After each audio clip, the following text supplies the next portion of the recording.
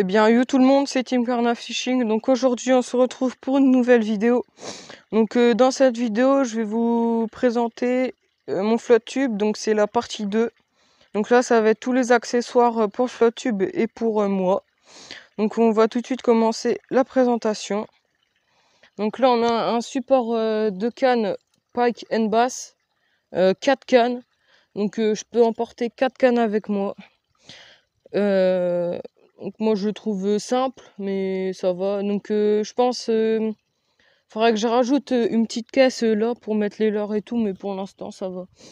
Donc là après on a une épuisette Mitchell. Donc voilà. Donc elle est assez grande, assez profonde. Donc dedans j'ai déjà mis un brochet métré. Donc pour vous dire que ça tient très bien dedans. Donc pour l'instant je compte pas la changer. Et donc là ben, on a bien évidemment la pompe pour gonfler le flotte tube, donc une pompe Caperlan basique. Après là on a le filet, donc c'est une barre en fait, comme je vous l'ai dit, qui vient sur le flotte tube. Et ça me sert de tapis, de filet comme vous voulez. Donc ça va de 0 à 50 cm. Donc pour mesurer les poissons c'est pas mal. Et là donc c'est 7 bass. Donc là après on a 2 palmes de chez Caperlan. Donc ceux-là je compte les changer, racheter des plus grandes palmes. Mais sinon ils sont bien. Pour débuter je trouve que c'est pas mal. Et donc pour moi en hiver j'ai un Waders Caperlan. Donc voilà. Donc on se retrouve tout de suite après quand j'aurai tout monté pour voir un peu un aperçu du flotte tube monté.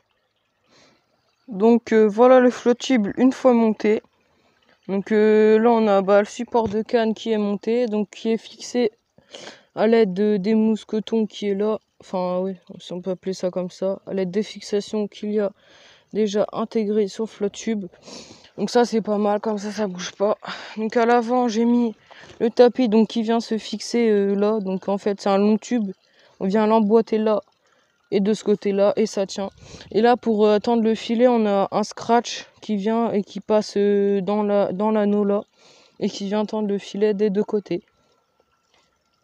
Voilà. Et pour l'épuisette, je la mets à l'arrière, comme ça dès que j'ai un poisson, hop, je la prends par l'arrière, je la mets sur mon tapis. Et voilà. Des fois je l'attache, ça dépend des fois, mais il faudra que je trouve un autre système. Donc voilà. Et donc là, il y a la pompe. Et en général, je le gonfle à un bar. Je sais pas si vous voyez bien. Je le gonfle à 1 bar à peu près. Donc voilà. Donc ça me permet de pas le gonfler trop et que les bouts éclatent à l'intérieur. Et donc là, on retrouve les palmes. On retrouve les palmes et le waders que je mets pas parce que les palmes je les mets tout le temps bien sûr, c'est mieux pour avancer. Et le waders je les mets que quand en hiver quand il fait froid, sinon en été je suis souvent en short. Et donc voilà. Donc c'est des vidéos courtes, mais au moins ça fait du contenu pour la chaîne. Donc là on va se retrouver donc dans une prochaine vidéo pour la 3e partie. Donc ça va être avec tout mon matos, donc toutes les cannes que j'emmène et les boîtes de leurre. Donc voilà. Donc si cette vidéo vous a plu, donc surtout n'hésitez pas à vous abonner, ce qui nous ferait extrêmement plaisir. À liker la vidéo, à commenter si ça vous a plu et à partager la vidéo et la chaîne. Et moi sur ce je vous dis bye.